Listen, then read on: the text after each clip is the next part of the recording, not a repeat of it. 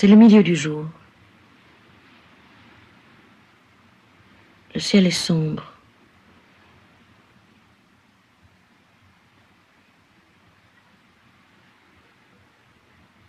Devant moi, il y a la mer. Aujourd'hui, elle est plate, lourde, de la densité du fer, et sans plus de force, on dirait. Entre le ciel et l'eau, il y a un large trait noir.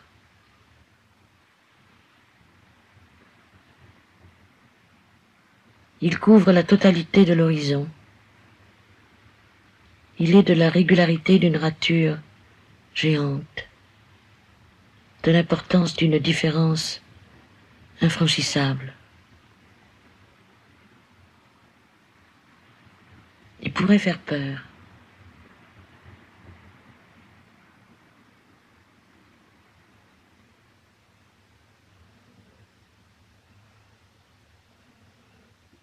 Dans la glace de ma chambre, droite, voilée par la lumière sombre, il y a mon image. Je regarde vers le dehors. Les voiliers sont encore là, immobiles, sur la mer de fer. Encore dans le mouvement de la course, où les a surpris ce matin l'évanouissement du vent.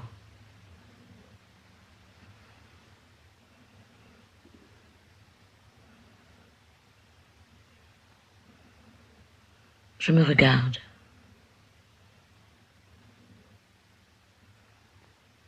Je me vois mal dans la vitre froide de la glace.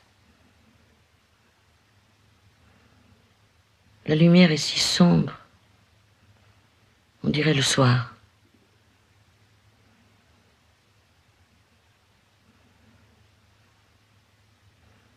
Je vous aime, au-delà de mes forces. Je ne vous connais pas.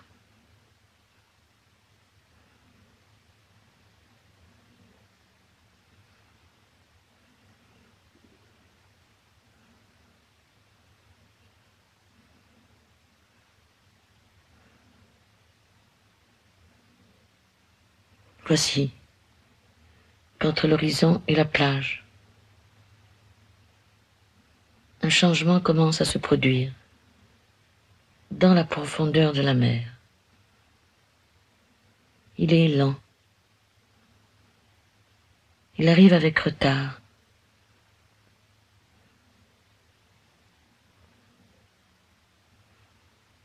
Contre mon corps, ce froid de la vitre, cette glace morte.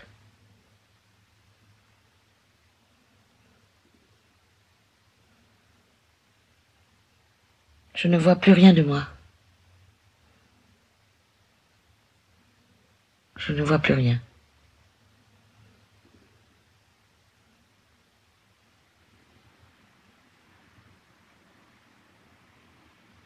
Voici, je recommence à voir.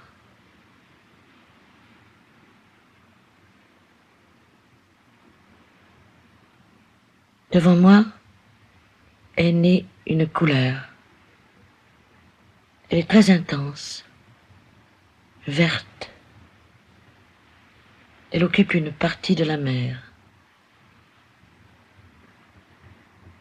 Elle retient d'elle beaucoup dans cette couleur-là.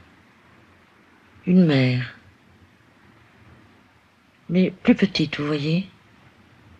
Une mer dans le tout de la mer.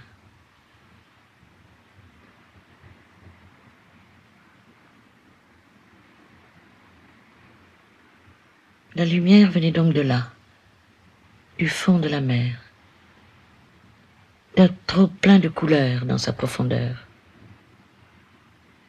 Et le contre-jour venait de son jaillissement de toutes parts au sortir des eaux.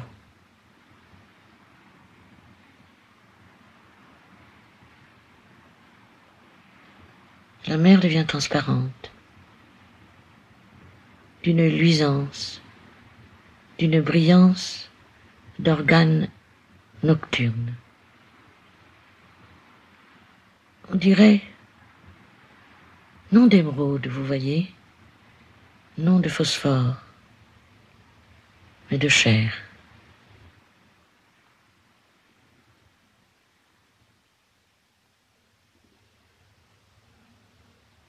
J'ai fermé les portes et les fenêtres de ma chambre. Je suis revenu très vite pour vous écrire.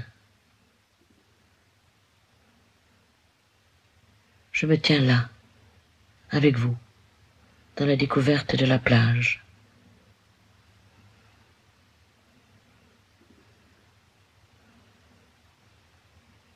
Je me suis éloigné de la glace.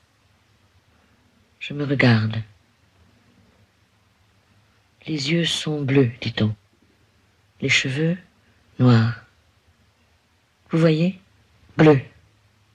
Les yeux. Sous les cheveux noirs.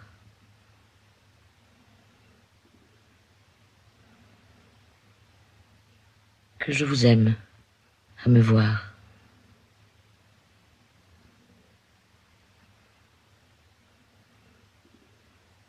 Je suis belle, tellement, à m'en être étrangère.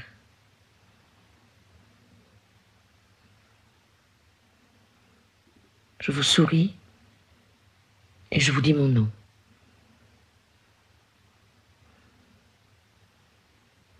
Je m'appelle Aurélia Steiner. Je suis votre enfant.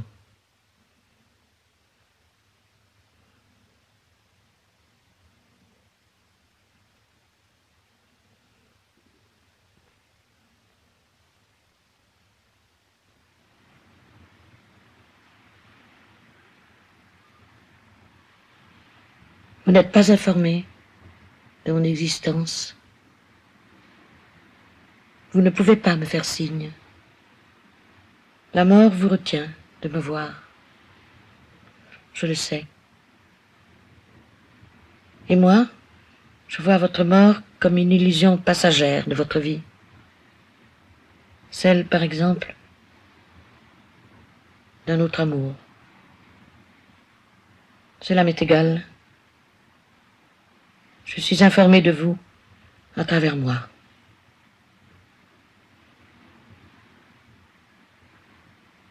Ce matin, par exemple, par cette épouvante soudaine, sans objet apparent, j'ai été informé de notre ressemblance profonde, devant le hasard du désir.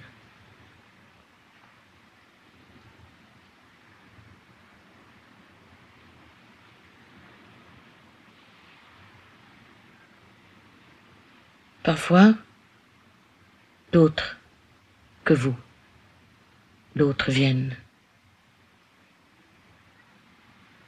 Ils ont quelquefois l'âge que vous auriez eu.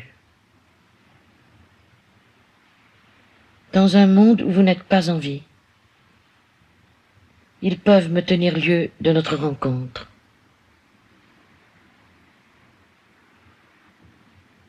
Par la longueur et la gracilité adolescente du corps que je vous vois. Par la maladresse de votre approche, l'impatience douloureuse, et parfois les larmes, et parfois aussi ces appels à l'aide. Au bord du plaisir, il n'y aurait pas si loin entre eux et vous, si vous aussi, vous pouviez vagabonder aux escales dans les rues des ports.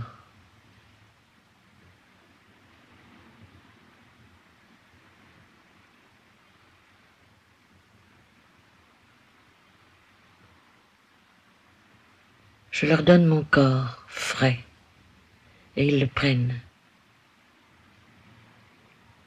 Ils lui parlent. Ils disent qu'ils l'aiment.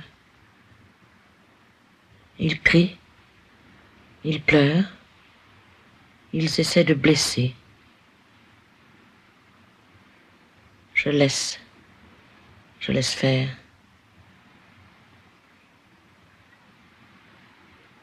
Qu'ils fassent, qu'ils pénètrent, qu'ils crient aimer, qu'ils pleurent.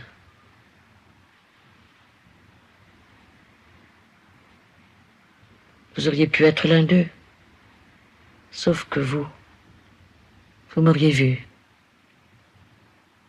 Vous auriez remarqué celle-ci, ce corps laissé, livré, cette jouissance emportée loin de vous et de laquelle celle-ci ne veut pas revenir.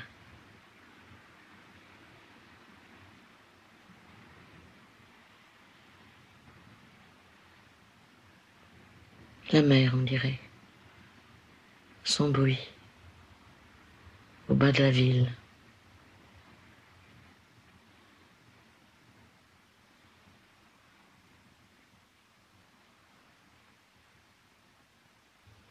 Les yeux fermés, je vous aurais demandé « Comment êtes-vous » Blond, un homme du Nord, aux yeux bleus. Vous auriez, mais à peine, tardé à me répondre. Aux yeux bleus, oui, mais aux cheveux noirs. Noirs, oui. J'aurais demandé, vous cherchez quelqu'un? Quelqu'un dont on vous aurait parlé? Vous dites, c'est ça. Vous auriez repris. C'est ça, oui. Quelqu'un que je n'ai aucun moyen de reconnaître et que j'aime au-delà de mes forces. Je demande. Aurélia Steiner? Il ne répond pas. Il s'éloigne de moi. Il crie. Comment savez-vous? Je dis que j'ai entendu parler d'elle par des voyageurs en escale. Il demande. Il pleure. Je dis oui. Tous étaient des hommes à cheveux noirs.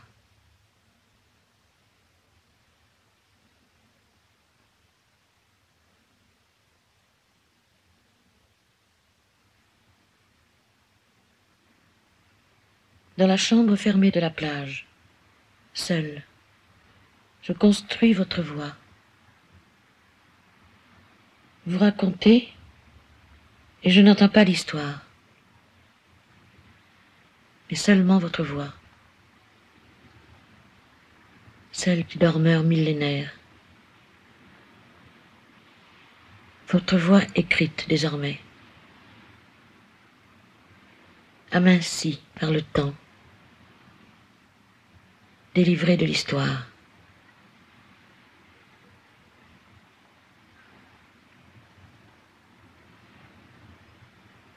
Vous seriez parti en courant, et j'aurais entendu appeler dans la ville ce nom-là, Aurélia Steiner.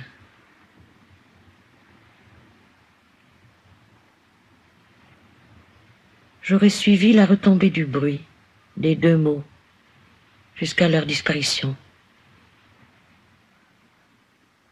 Et à mesure, j'aurais entendu la rumeur montante de la mer.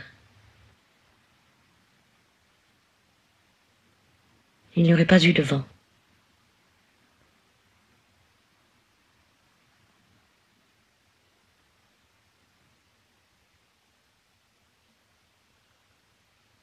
Je me tiens toujours dans cette chambre sombre, face à la mer.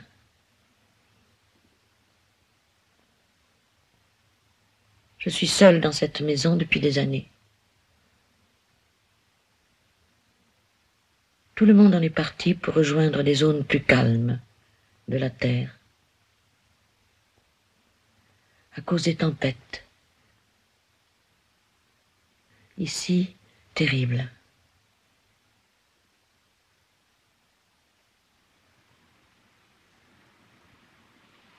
Dans l'après-midi, une lente dislocation s'est produite entre les eaux vertes et noires de la mer. L'immense flaque est devenue bleue. Le mouvement est revenu. La mer a frémi comme sous le coup d'un vent soudain. Or, il n'y avait pas de vent. C'était le soir qui arrivait.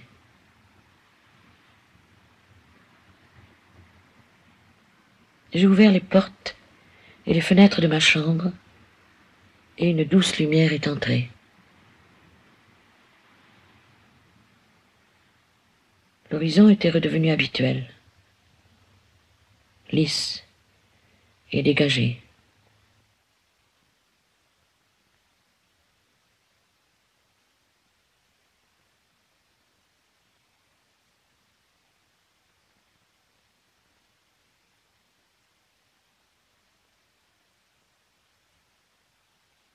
Ma mère, morte, en couche, sous les bas-flancs du camp.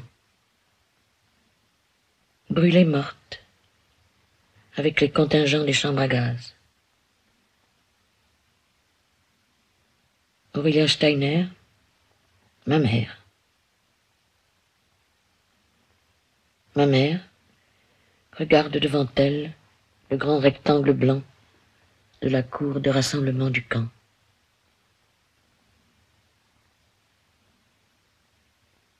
Son agonie est longue. À ses côtés, l'enfant est vivante.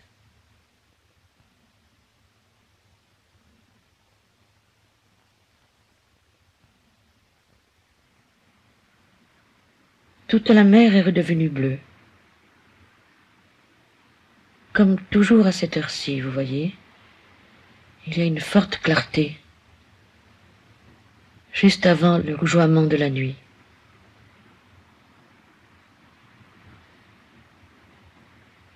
Je pleure, sans tristesse, le soir qui tombe sur l'absence, toujours.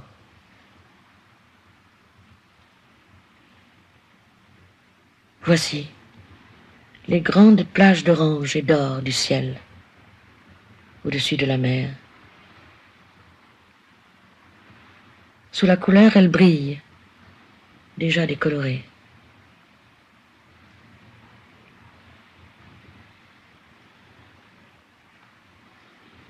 Voici que l'or du ciel devient laiteux, et puis gris.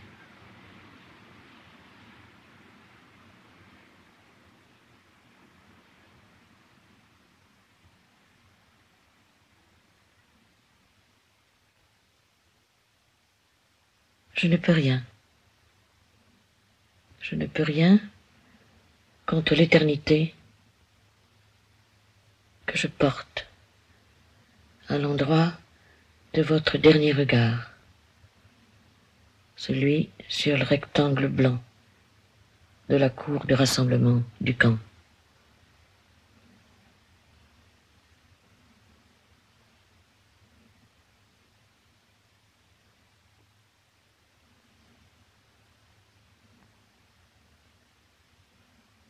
C'étaient des jours d'été. La mort vous gagnait. Vous voyez encore, je crois. Mais déjà, vous ne souffriez plus. Déjà atteinte d'insensibilité. Vous baignez dans le sang de ma naissance. J'étais à côté de vous, dans la poussière du sol.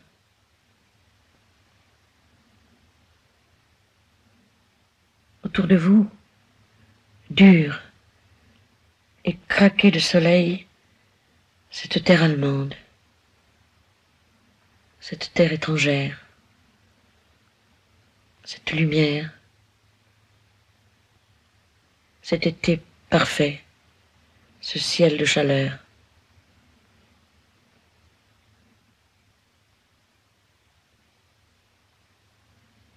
Devant vous, le rectangle blanc, où il meurt.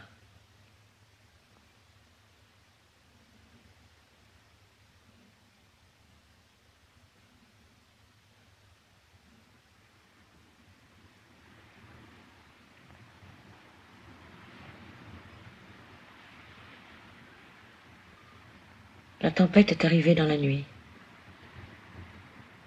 un peu après minuit, le vent. Et puis ensuite elle, la mer. Elle s'est pliée à ce vent, elle l'a suivi.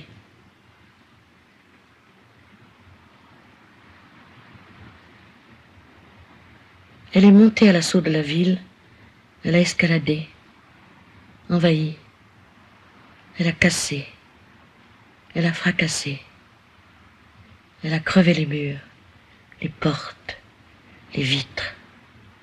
Elle a emporté des toits, et la ville est restée ainsi, ouverte, béante, sur le vent.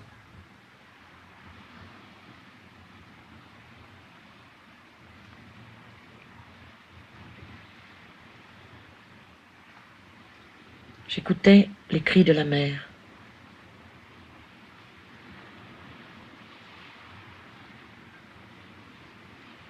Juste avant l'aurore, dans la blancheur livide, les grands réservoirs à sel ont éclaté.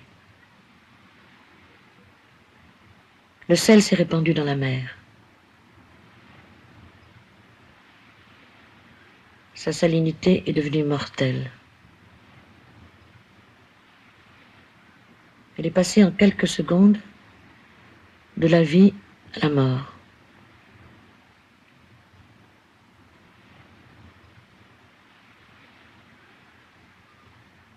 Le jour s'est levé. Alors, alourdie, empoisonnée, la mer s'est calmée.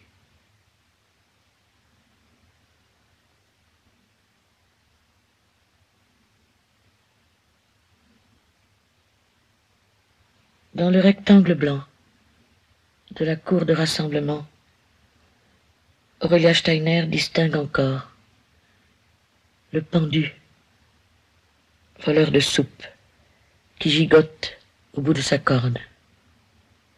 Trop maigre, trop léger, il n'arrive pas à se pendre de son propre poids.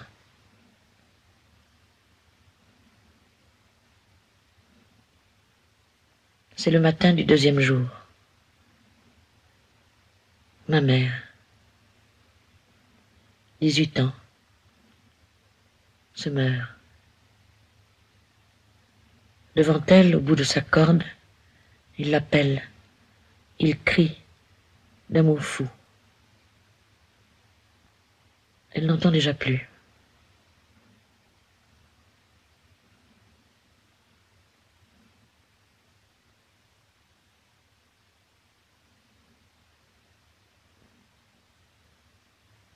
Ici, c'est l'endroit du monde où se trouve Aurélia Steiner.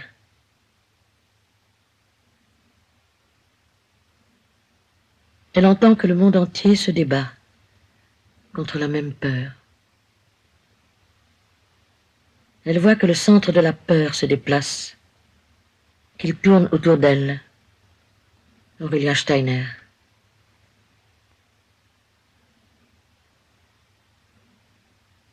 Elle voit que le monde entier la craint. Elle, Aurélia Steiner.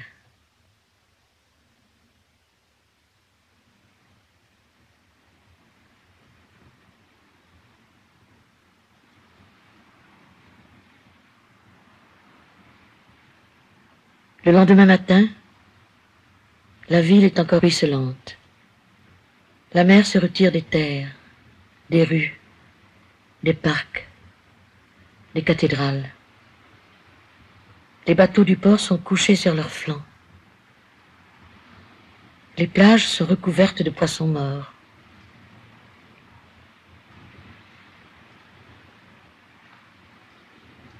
Dans le ciel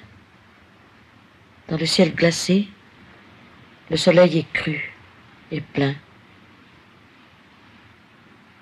Toute la ville s'endort dans ce plein jour, tranchant du ciel d'orage. Je sors dans la ville endormie, sous le soleil effrayant. La mer est là. Dans des sursauts, elle crie encore, et puis elle se rendort. Un sommeil d'enfant, traversé de cauchemars. La ville est blanchie par le sel. Dans le chaos où la mer l'a laissée. Je marche. Petit à petit, sans que j'en sente rien venir, vous me revenez de l'exil, de la nuit, de l'envers du monde, cette ombre noire dans laquelle vous vous tenez. Vous traversez la ville. Je vous vois rejoindre un hôtel du port. Aujourd'hui, vous êtes un marin à cheveux noirs, grand. Toujours cette maigreur de la jeunesse ou de la faim. Vous vous êtes retourné, vous avez hésité, et puis vous vous êtes éloigné. Je sais que la nuit venant, vous irez du côté de cette rue et que vous la chercherez. Elle, celle que vous avez croisée ce matin dans la ville et que vous avez regardée. À cause de cette robe légère peut-être et de ce regard bleu sous les cheveux noirs.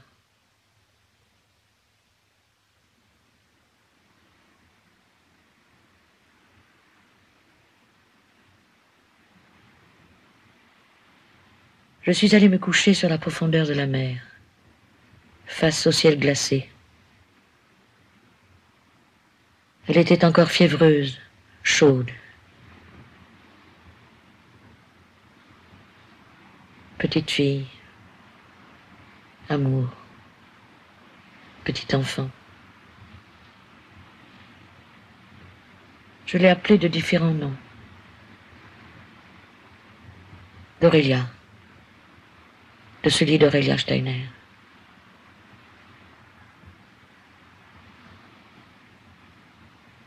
Dans sa profondeur encore, elle se débattait, entre l'épuisement et l'envie de tuer.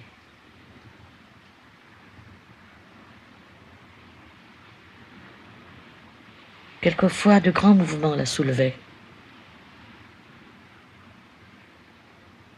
Amour. Toutes ces choses qui disent pour nous. Toi, enfant, la mère.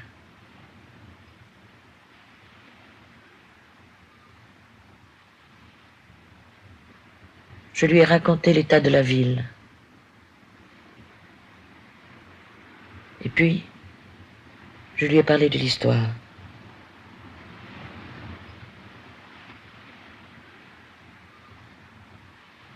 Elle était sous mon dos, épaisse de 10 mètres, de 800 mètres. Qui sait? La différence inexistait.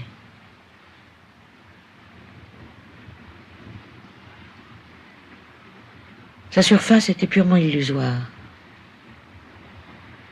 Une déchirure ouverte, une soie d'air glacé. Je lui ai parlé longtemps.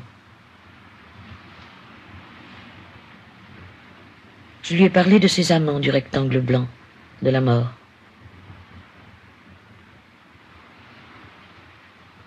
J'ai chanté. Je lui parlais et j'entendais l'histoire. Je la sentais sous moi, elle, la mère, de la force irréfragable de Dieu.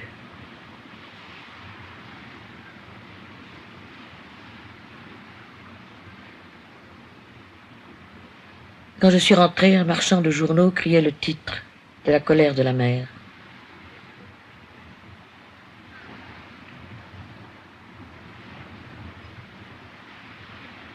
Dans ma chambre, j'ai rincé mon corps et mes cheveux à l'eau douce, et puis j'ai attendu le jeune marin, aux cheveux noirs.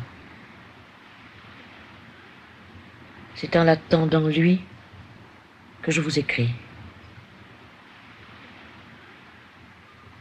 C'est tremblante du désir de lui que je vous aime.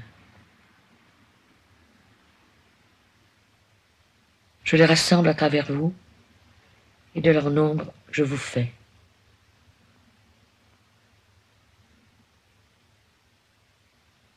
Vous êtes ce qui n'aura pas lieu, et qui comme tel se vit.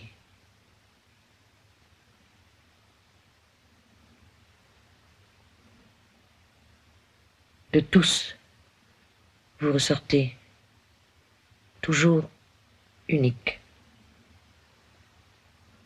inépuisable lieu du monde,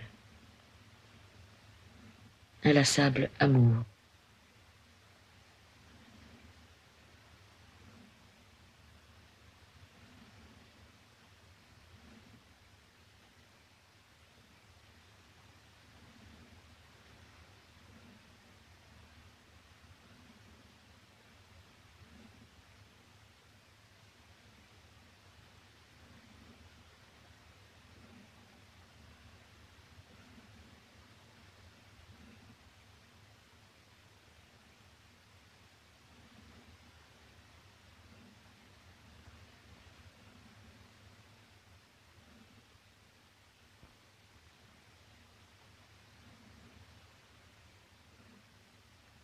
Vous êtes enfin mort. On vous a dépendu. Vous êtes allongé, recroquevillé sur vous-même, dans une pose négligée, ensommeillé, d'enfant. Le rectangle blanc de la cour est vide, excepté votre corps. Les amants sont morts.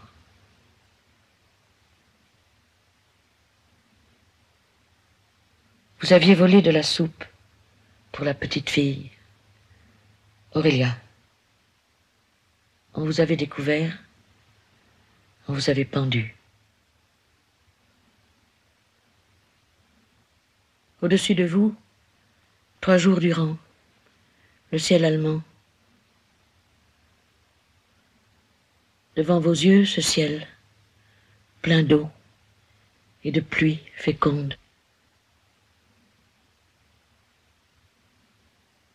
Vous avez appelé 3 jours durant, au bout de votre corde.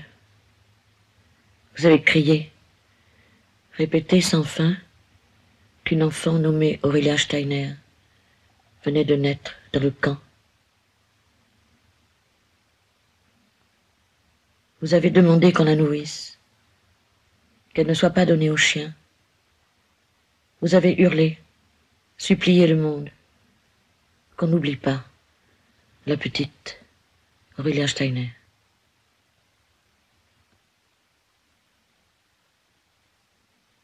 Vers le soir du 3e jour, on vous a tiré une balle dans la tête pour mettre un terme à ce scandale.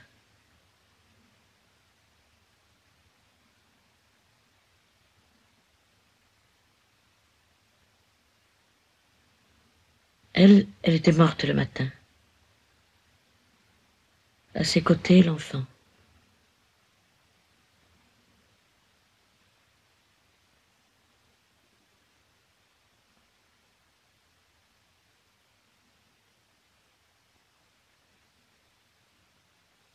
Les mots Aurélia Steiner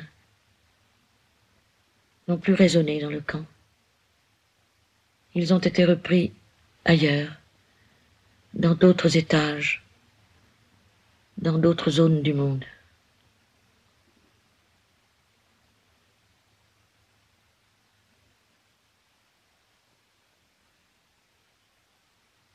Vers le soir, ici, il y a toujours des coups de lumière à l'horizon, même si le temps a été couvert durant tout le jour, de même s'il a plu.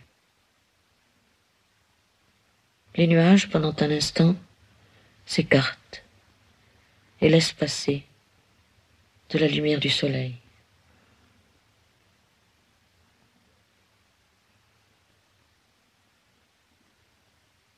Le soir encore. Je l'ai vu, à ce coup de lumière sur la mer endormie. J'ai fermé les yeux.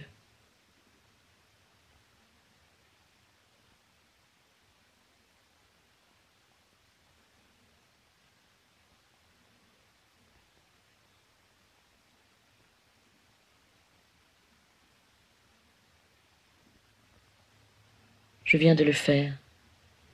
J'ai cessé apparemment de vous écrire.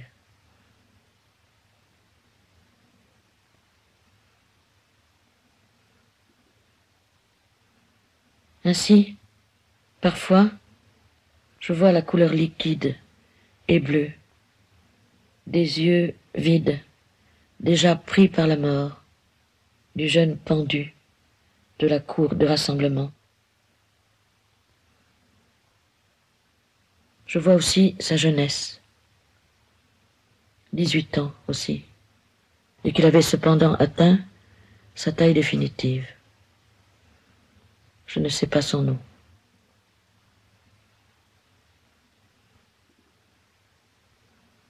C'est curieux, vous voyez. Je ne vois pas la mer sous le bas-flanc. Rien d'elle, sauf le geste de cacher l'enfant.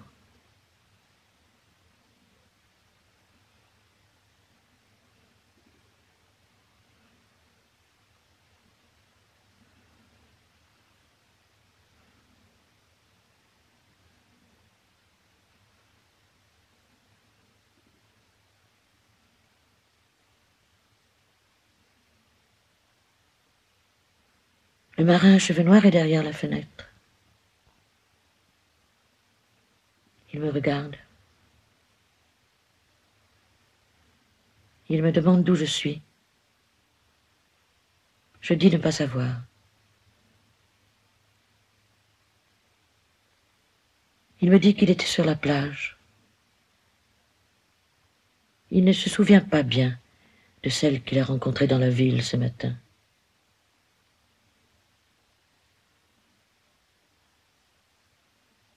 Il dit avoir rencontré une autre personne.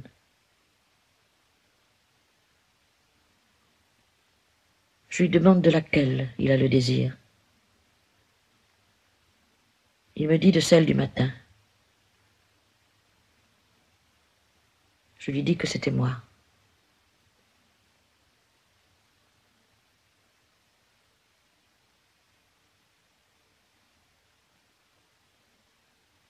Je lui dis, je vais vous donner un nom.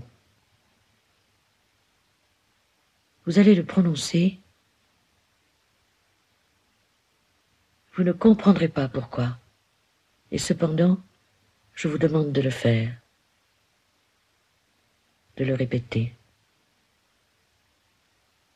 sans comprendre pourquoi, comme s'il y avait à comprendre. Je lui dis le nom. Aurélia Steiner. Je l'écris sur une page blanche et je lui donne. Il déchiffre lentement. Puis il me regarde pour savoir s'il a correctement lu. Je ne dis rien. Je m'allonge près de lui. Il répète le nom. Il voit que je l'écoute. Il est maladroit tout d'abord, ne sachant pas dans quelle langue le dire. Et puis ensuite, il jette le papier, il vient vers moi, il me parle avec le nom. Il dispose, dirait-on, d'un temps très grand devant lui, immense.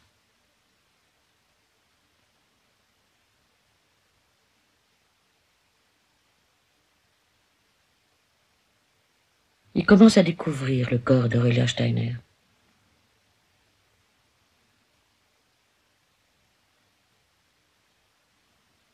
Elle ne regarde toujours pas, les yeux fermés sur le rectangle blanc de la mort.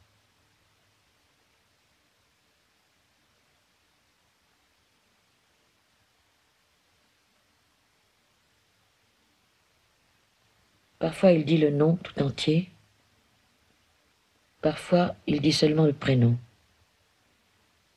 parfois le nom seul.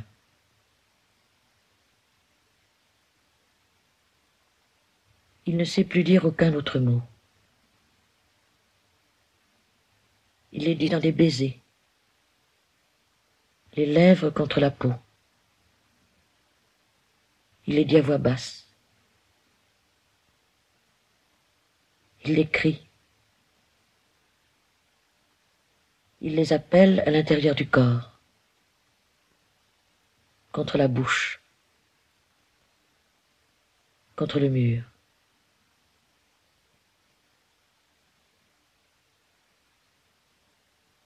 Parfois il s'immobilise. Alors il perd la mémoire des noms, dirait-on. Et puis tout bas, de nouveau, il les dit. Dans un effort douloureux.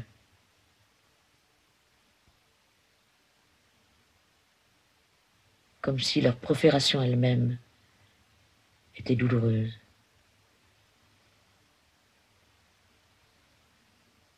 Il dit Juden. Juden Aurélia. Juden Aurélia Steiner.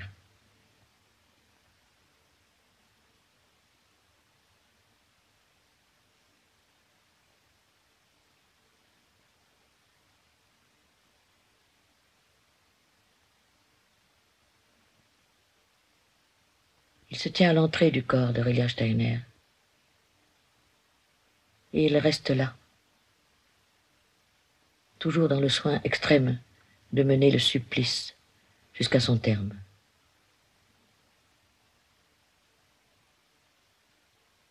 Puis il entre dans le corps, dans un mouvement très lent, inverse de celui de son emportement. Il entre dans le corps d'Aurélia Steiner.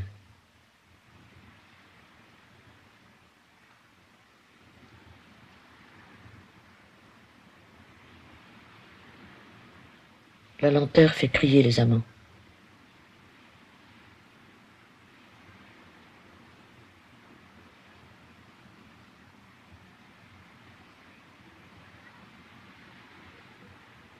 De nouveau, il dit les noms. Il les répète tout bas, encore.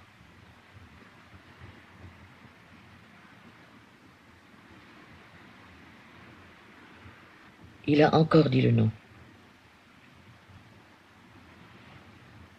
Il a encore répété, mais sans voix, dans une brutalité qui s'ignorait, avec un accent inconnu.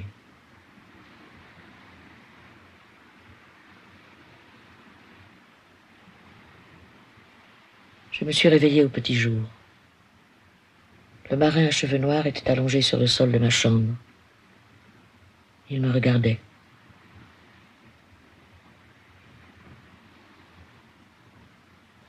J'ai entendu qu'il disait que ses yeux le brûlaient d'avoir regardé la beauté d'Aurélia Steiner, que son bateau partait à midi, mais qu'il ne serait pas à bord, que le bateau partirait sans lui, qu'il désirait rester avec Aurélia Steiner, quoi qu'il advienne de lui.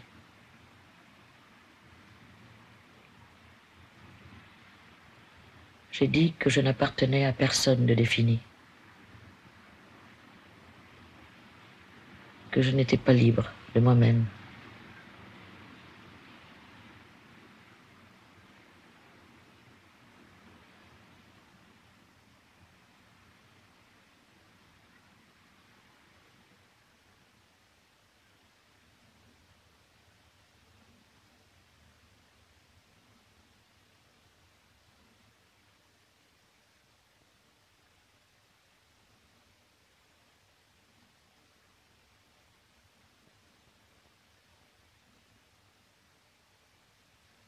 Je m'appelle Aurélia Steiner. J'habite Vancouver, où mes parents sont professeurs. J'ai 18 ans. J'écris.